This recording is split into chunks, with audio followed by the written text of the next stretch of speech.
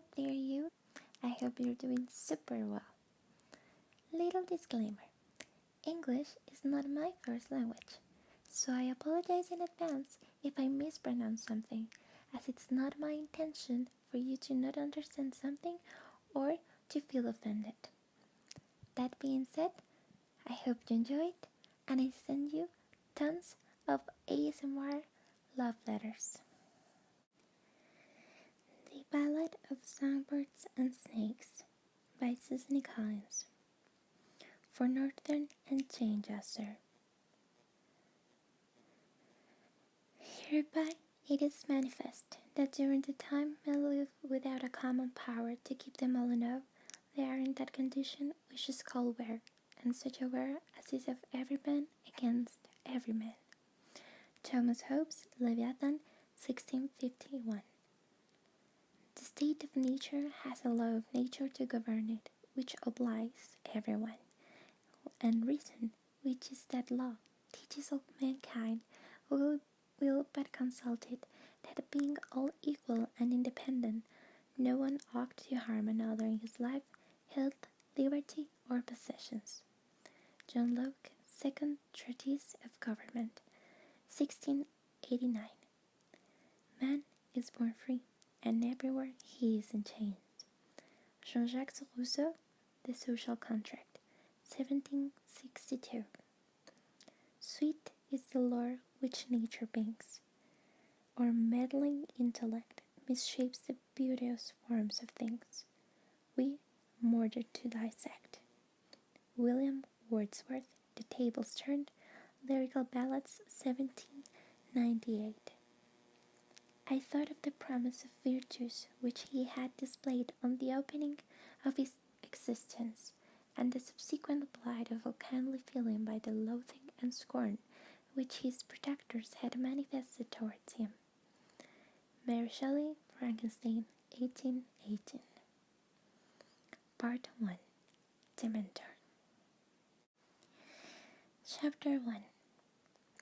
Coriolanus released the fistful of cabbage into the pot of boiling water and swore that one day it would never pass his lips again.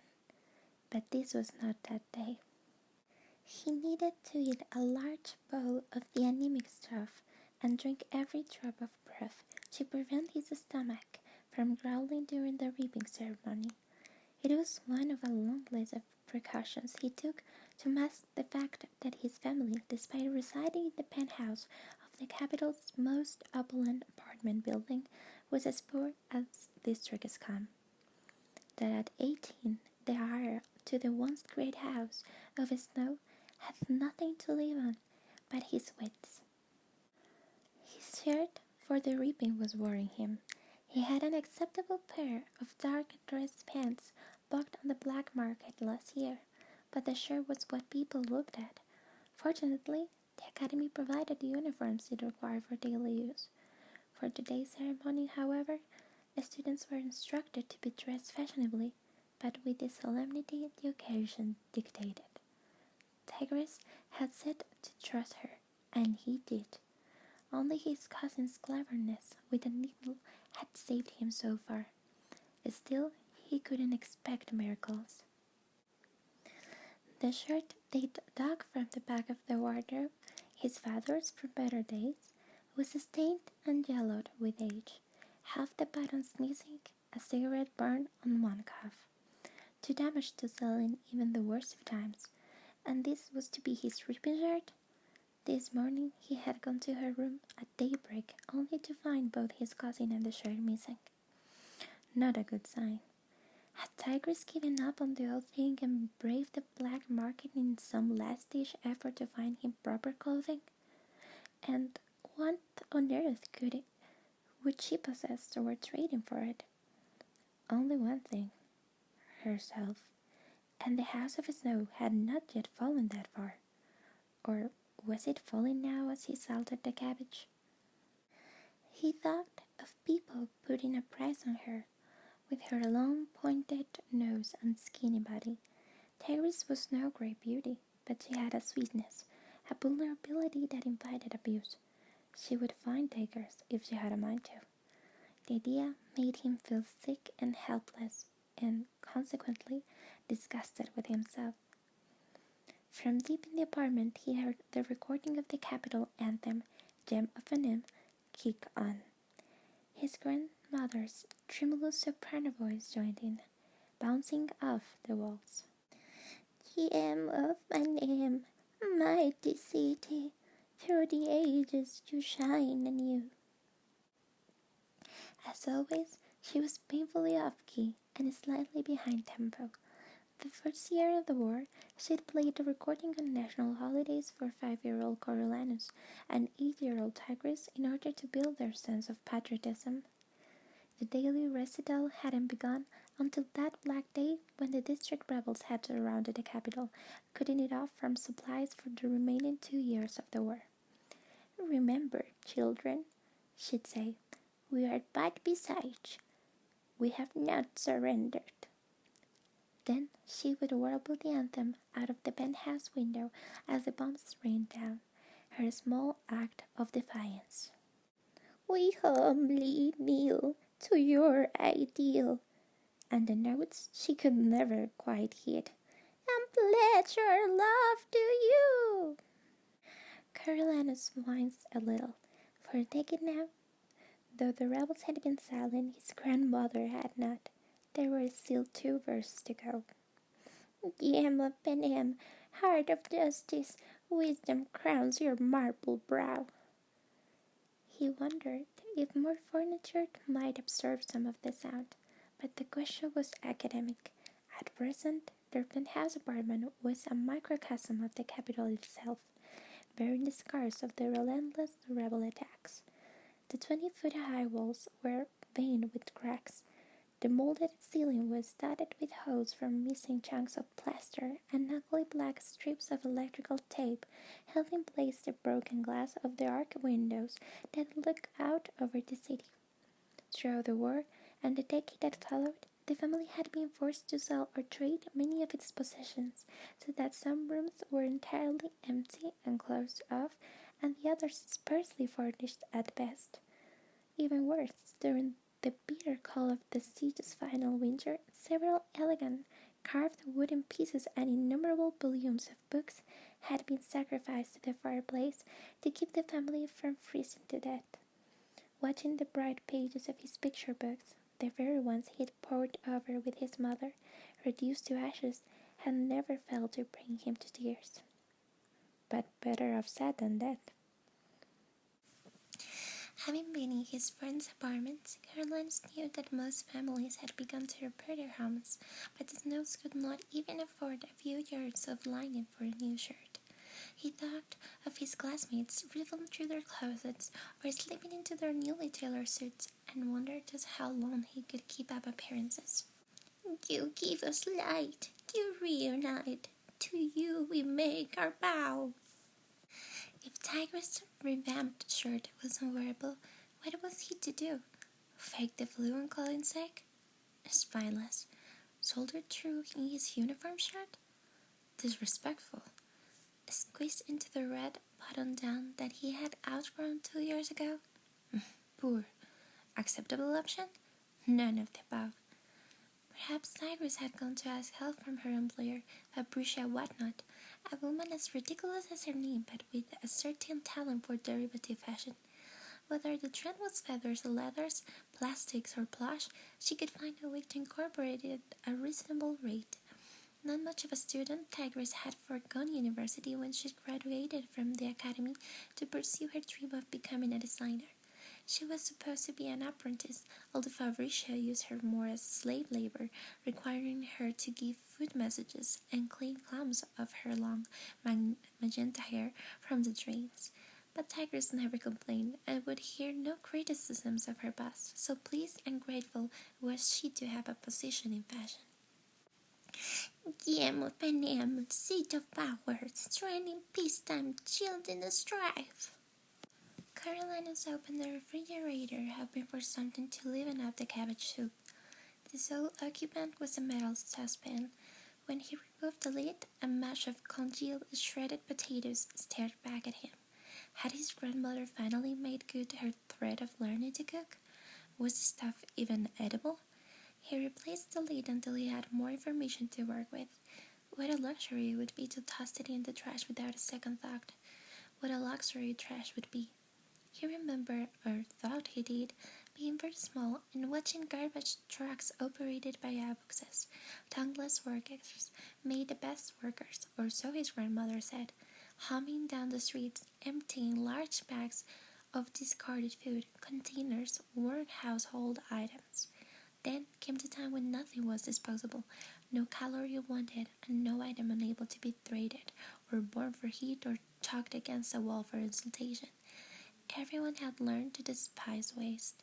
It was creeping back into fashion though, a sign of prosperity, like a decent shirt. Protect our land with our more hand. The shirt. The shirt. His mind could fixate on a problem like that. Anything really, and not let go. As if controlling one element of his world would keep him from ruin. It was a bad habit that blinded him to other things that could harm him. A tendency toward obsession was hardwired into his brain and would likely be his undoing if he couldn't learn to outsmart it. His grandmother's voice squeaked out of the final crescendo. Your capital, our life! Crazy old woman is still clinging to the pre-war days. He loved her, but she lost touch with reality years ago. Every meal she'd rattle on about the snow's legendary grandeur, even when their fare consisted of watery bean soup and stale crackers. And to hear her tell it, it was a given that his future would be glorious. When Coriolanus is president, she often began. When Coriolanus is president. Everything from the rickety Capitol Air Force to the exorbitant price of pork chops would be magically corrected. Thank goodness the broken elevator and her arthritic knees prevented her from going out much, and her infrequent visitors were as fossilized as she. The cabbage began to boil, filling the kitchen with the smell of poverty. Coriolanus jabbed at it with a wooden spoon. Still no tigress. Soon it would be too late to go and make an excuse.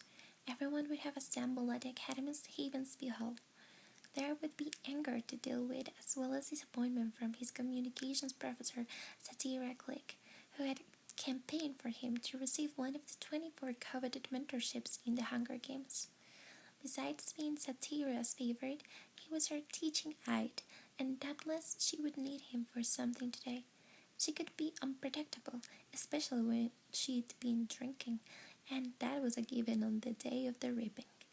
He'd better call and warn her, say he couldn't stop vomiting or something, but would do his best to recover.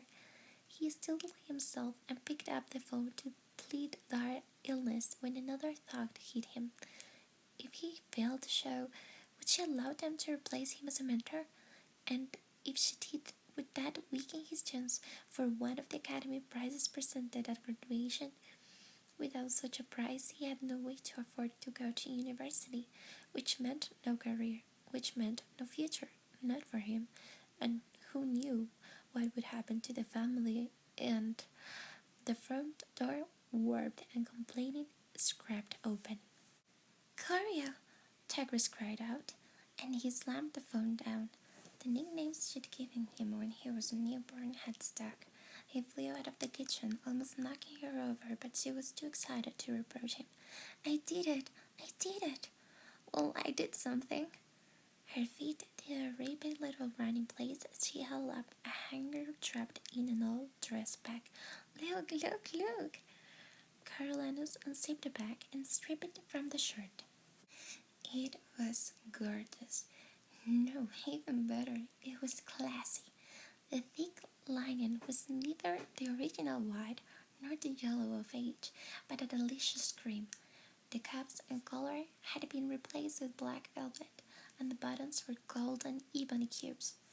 Desiree, each had 2 tiny holes drilled through it for the thread. You're brilliant, he said earnestly, and the best cousin ever. Careful to hold the shirt out of harm's way, he hugged her with his free arm. Snow lands on top. Snow lands on top, Tigris growled. It was the saying that had gotten them through the war, when it was a constant struggle not to be ground into the earth. "Tell me everything," he said, knowing she would want to. She so loved to talk clouds. Tigris threw up her hands and gave a breathy laugh. Where to begin? She began with the bleach. Tigris had suggested the white curtains in Fabricia's bedroom looked dingy, and while soaking them in bleach water, had slipped in the shirt. It had responded beautifully, but no amount of soaking could entirely erase the stains. So she'd boiled the shirt with dead marigolds she'd found in the bin outside Fabricia's neighbors, and the blossoms had dyed the lining just enough to conceal the stains.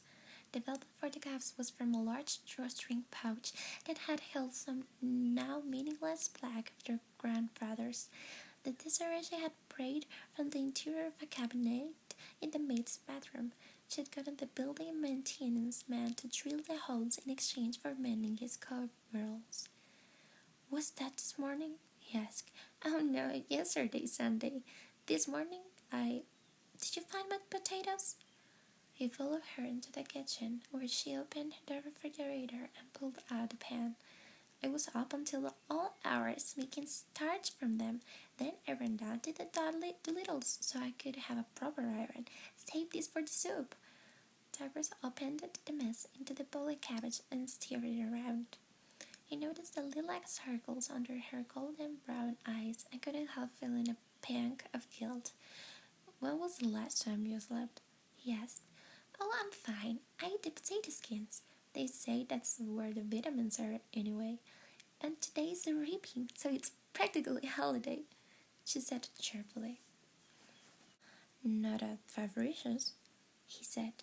"Not anywhere, really. Reaping Day was terrible in the districts, but not much of a celebration in the capital either. Like him, most people took no pleasure in remembering the war. Tigris would spend the day waiting hand food on her employer and her motley crew of guests while they exchanged morose tales of the deprivation they'd experienced during the siege and drank themselves senseless. Tomorrow, nursing them through hangovers would be worse.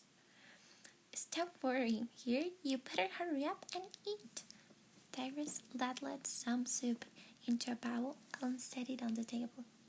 Carolina's glanced at the clock, gulped down the soup without caring that it burned his mouth, and ran to his room with a shirt. He had already showered and shaved, and his fair skin was, thankfully, blemish-free today. The school-issued underwear and block socks were fine. He pulled on the dress pants, which were more than acceptable, and crammed his feet into a pair of lace leather boots.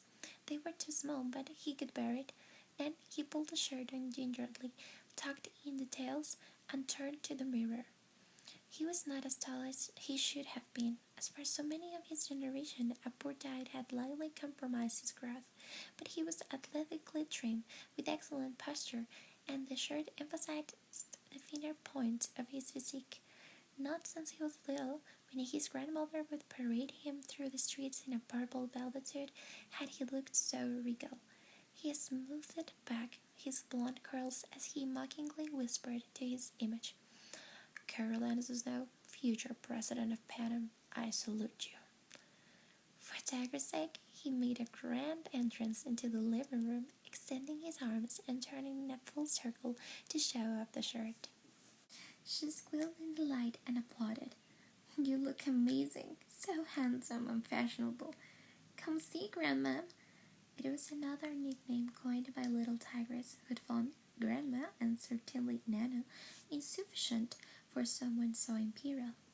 Their grandmother appeared a fresh-cut red rose cupped lovingly in her tremulous hands. She wore a long, black, flowing tunic, the kind so popular before the war, and so outdated as to be laughable now, and a pair of embroidered slippers with curled toes that had once been part of a costume. Strands of her thin, white hair pouted from the bottom of her rusty velvet turban. This was the tail end of a once lavish wardrobe. Her few decent items were saved for company or the rare foray into the city. "Here, here, boy, put this on. Fresh from my roof garden," she ordered. He reached for the rose, but a thorn pierced his palm in the shaky exchange. Blood welled from the wound, and he held his hand out to keep it from staining his precious shirt. His grandmother seemed perplexed. "I only wanted you to look elegant," she told him. "Of course you did, Grandmam," said Tigress, "and so he shall." As she led Coriolanus into the kitchen, he reminded himself that self-control was an essential skill, and he should be grateful his grandmother provided daily opportunities to practice it. "Puncture wounds never bleed long," Tigress promised him as she quickly cleaned and bandaged his hand. She snipped away at the rose, preserving a bit of greenery, and pinned it to his shirt. "It does look elegant. You know what her roses mean to her. Thank her." So he did. He thanked them both and sped out the door, down the 12 ornate flights of stairs, through the lobby and out into the Capitol. His front door opened onto the Corso, an avenue so wide that 8 chariots had comfortably ridden side by side on it in the old days when the Capitol had put on displays of military pomp for the crowds. Coriolanus could remember hanging out the apartment windows as a young child, party guests bragging that they had front row seats to the parades. Then the bumpers arrived, and for a long time his block was impassable. Now, though the streets were finally clear, rubble still lay in piles on the sidewalks, and whole buildings were as gutted as the day they'd been struck. 10 years after the victory, and he was dodging between chunks of marble and granite as he woke his way to the academy. Sometimes Coriolanus wondered if the debris had been left there to remind the citizens of what they had endured. People had short memories. They needed to navigate the rubble, peel off the grubby ration coupons, and witness the Hunger Games to keep the war fresh in their minds. Forgetting could lead to complacency, and then they'd all be back at square one. As he turned on the Scholars Road, he tried to measure his pace. He wanted to arrive on time, but cool and composed, not a sweaty mess. This ripping day, like most, was shaping up to be a scorcher. But what else could you expect on July 4th? He felt grateful for the perfume of his grandmother's rose, as his warming shirt was giving off a faint scent of potatoes and dead marigolds. As the finest secondary school in the capital, the academy educated the offspring of the prominent, wealthy, and influential. With over 400 students in each class, it had been possible for Tigress and Coriolanus, given their families' long history at the school, to gain acceptance without much difficulty. Unlike the university, it was tuition-free and provided lunch and school supplies along with uniforms. Anyone who was anyone attended the academy, and Coriolanus would need those connections as a foundation for his future. The grand staircase up to the academy could hold the entire student body, so it easily accommodated the stream of officials, professors, and students headed for the Reaping Day festivities. Coriolanus climbed it slowly, attempting a casual dignity in case he cocked anyone's eye. People knew him, or at least they had known his parents and grandparents, and there was a certain standard expected of a snow. This year, beginning this very day, he was hoping to achieve personal recognition as well. Mentoring in the Hunger Games was his final project before graduating from the academy in midsummer. If he gave an impressive performance as a mentor with his outstanding academic record, Coriolanus should be awarded a monetary prize substantial enough to cover his tuition at the university. There would be 24 tributes, one boy and one girl from each of the 12 defeated districts, drawn by lottery to be thrown into an arena to fight to the death in the Hunger Games. It was all laid out in the treaty of treason that had ended the dark days of the district's rebellion, one of the many punishments borne by the rebels. As in the past, the tributes would be dumped into the Capitol arena, a now dilapidated amphitheater that had been used for sports and entertainment events before the war, along with some weapons to murder one another. Viewing was encouraged in the Capitol, but a lot of people avoided it. How to make it more engaging was the challenge. With this in mind, for the first time, the tributes were to be assigned mentors. 24 of the Academy's best and brightest seniors had been tapped for the job. The specifics of what this entailed were still being worked out. There was talk of preparing each tribute for a personal interview, maybe some grooming for the cameras.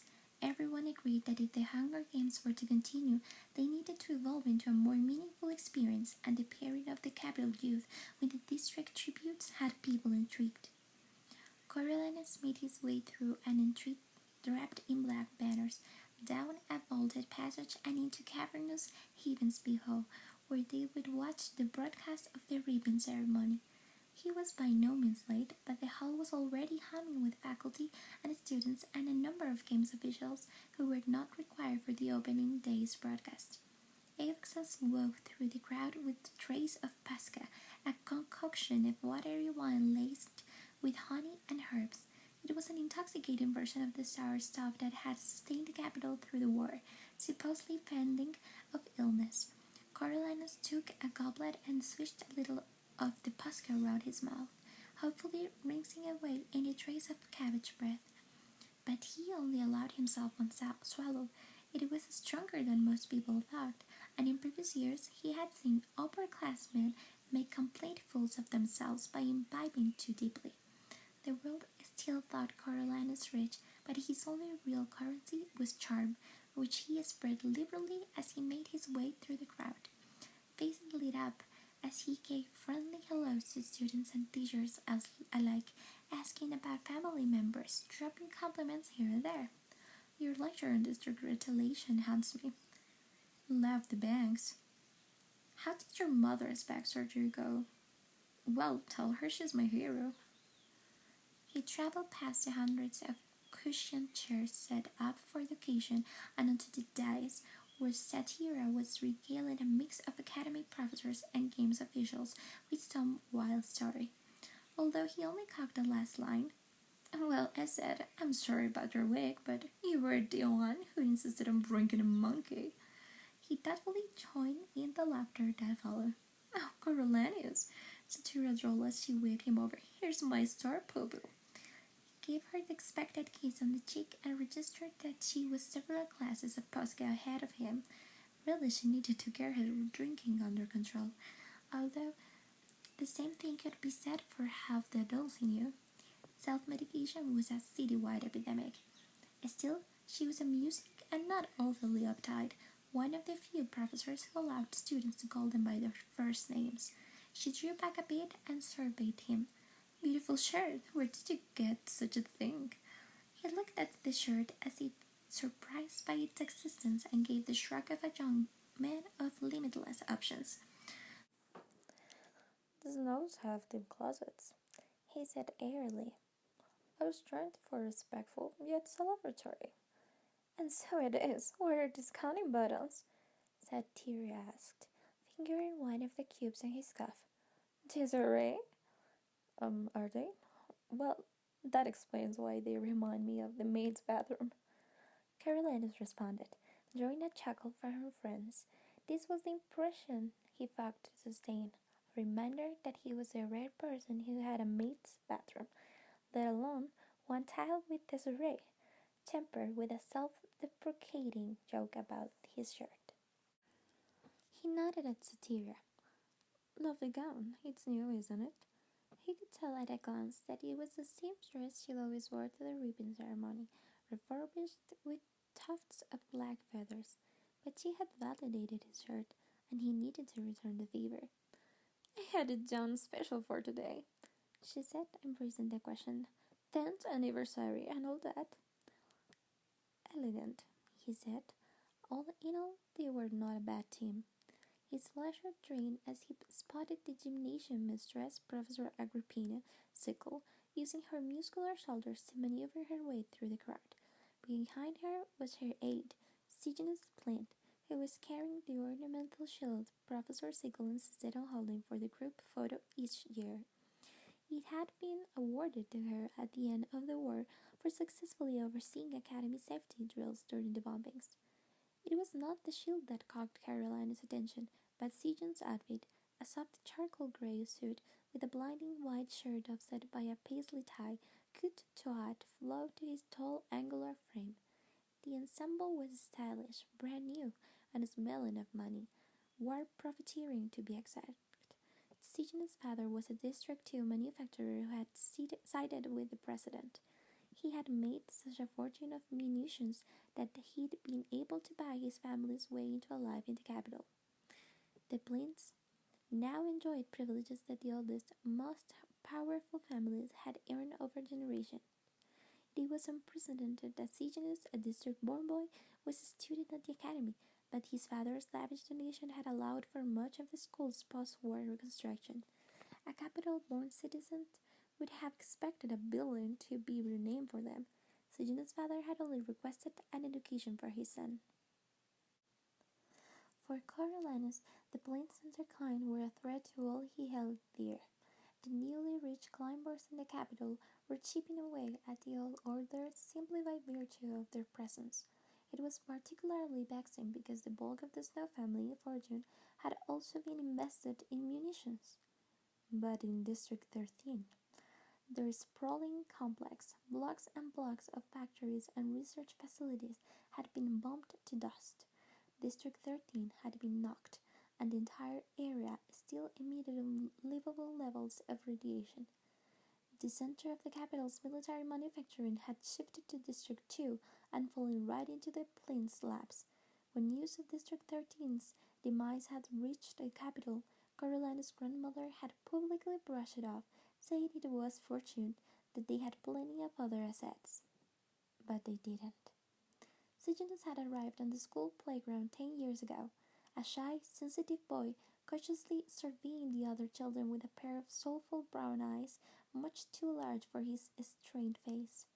When word had gotten out that he'd come from the districts, Coriolanus' first impulse had been to join his classmates' campaign to make the new kid's life a living hell.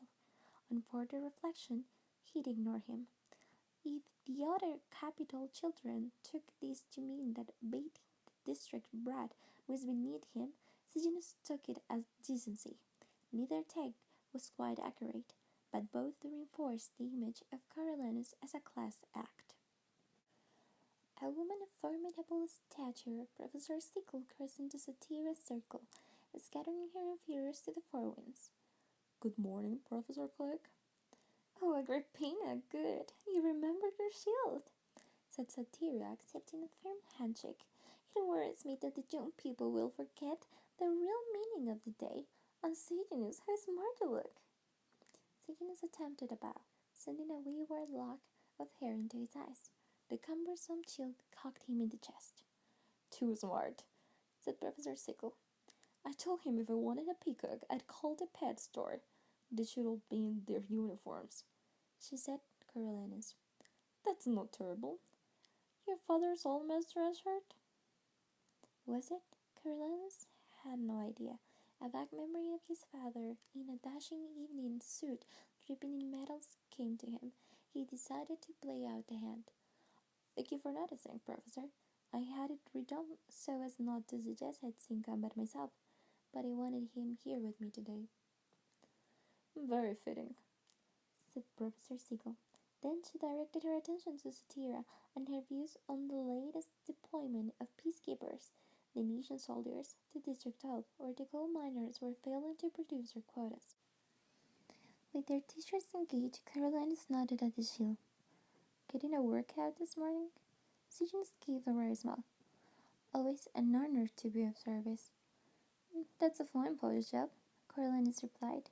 Sejanus tensed at the implication that he was, what, a saga? A lackey? Coriolanus let it be a moment before he diffused it. "I should know. They dual Satiria's wine goblets." Sejanus relaxed at that. "Really?" "No, not really, but only because she hasn't thought of it," said Coriolanus, sizzling between disdain and camaraderie. "Professor Sickle thinks of everything. She doesn't hesitate to call me day or night." Sejanus looked as if he might continue, then just sighed. "And of course, now that I'm graduating, we're moving closer to the school." "Perfect timing as usual." Coriolanus suddenly felt weary. "Whereabouts?" "Somewhere in the Corso. A lot of those grand places will be going on the market soon. Owners not being able to afford taxes or some such, my father said." The shield scraped the floor, and Sejanus hefted it up. They don't tax properties in the capital, no, only in the districts, said Coriolanus. It's a new law, Sejanus told him, to get more money for rebuilding the city. Coriolanus tried to tamp down the panic rising inside him. A new law, instituting a tax on his apartment? For how much? As it was, they barely eked out a living on Tigress pittance, the tiny military pension his grandmother received for her husband's service to Panem, and his own dependent benefits as the child of a slain war hero, which would cease on graduation. If they couldn't pay the taxes, would they lose the apartment? It was all they had. Selling the place would be of no help. He knew his grandmother had borrowed every cent on it she could. If they sold, there would be next to nothing left. They would have to move to some obscure neighborhood and join the grimy ranks of everyday citizens without a status, without influence, without dignity. The disgrace would kill his grandmother. It would be kinder to toss her out the window of the penthouse. At least that would be quick. You alright? Skinner peered at him, puzzled. Jude just went white as a sheet. Carolinus regained his composure. I think it's a Posca. Turns my stomach. Yeah, Sejanus agreed. Ma was always forcing it down me during the war. Ma? Was Carolinus' place about to be usurped by someone who referred to his mother as Ma? The Capuchin Posca threatened to make a reappearance. He took a deep breath and forced his stomach to hang onto it, resenting Sejanus more than he had seen the well-fed district boy with a cloddish accent first wandered up to him, clutching a bag of gumdrops. Carolinus heard a bell ringing and saw his fellow students converging at the front of the dais. I guess it's time to assign us tributes, Sejanus said glumly. Carolinus followed him to where a special section of chairs, 6 rows by 4, had been set up for the mentors. He tried to push the apartment crisis out of his head to focus on the crucial task at hand. More than ever, it was essential that he excel, and to excel, he must be assigned a competitive tribute. Dean Casca Higbottom, the man credited with the creation of the Hunger Games, was overseeing the mentor program personally. He presented himself to the students with all the verve of a sleepwalker, dreamy-eyed and, as usual, doped up on morphine. His once fine physique was shrunken and draped with sagging skin. The close-clipped precision of a recent haircut and crisp suit only threw his deterioration into relief. Due to his fame as a games inventor, he still had a tenuous hold on his position, but there were rumors that the Academy board was losing patience. "Who there?" he slurred, waving a crumpled piece of paper over his head. "Reading things of now." The students hushed, trying hard to hear him above the din of the hall. "Read your name, then you who gets that one right. So fine. This one boys goes to..." Think Highbottom squinted at the paper, trying hard to focus. "Oh, glasses," he mumbled. "I forgot them." Everyone stared at his glasses, already perched on his nose, and waited while his fingers found them. "Oh, here we go. Livia Cardio." Livy's pointed little face broke into a grin, and she punched the air in victory, shouting, "Yes!" in her shrill voice. She had always been prone to gloating, as if the plum assignment was solely a reflection on her, and not on her mother running the largest bank in the capital. Carolina's fell increased in desperation as Dean Highbottom stumbled through the list, assigning each district's boy and girl mentor. After 10 years, a pattern had emerged. The better-fed, more capital-friendly districts of 1 and 2 produced more victors, with the fishing and farming tributes from 4 and 11 also being contenders. Carolina's had hoped for either 1 or 2, but neither was assigned to him, which was made more insulting when Cygnus scored the District 2 boy. District 4 passed without a mention of his name, and his last real chance for a victor, the District 11 boy, was assigned to Clementia Dovecott, daughter of the Energy Secretary. Like Livia, Clementia received news of her good fortune with tact, pushing her sheet of raven hair over her shoulder as she studiously made note of her tribute in her binder. Something was amiss when Snow, who also happened to be one of the Academy's high honor students, had gone unrecognized. Coriolanus was beginning to think they had forgotten him. Perhaps they were giving him some special position, when to his horror he heard Dean Highbottom mumble, "On last but not least, this 12 girl, she belongs to Coriolanus Snow."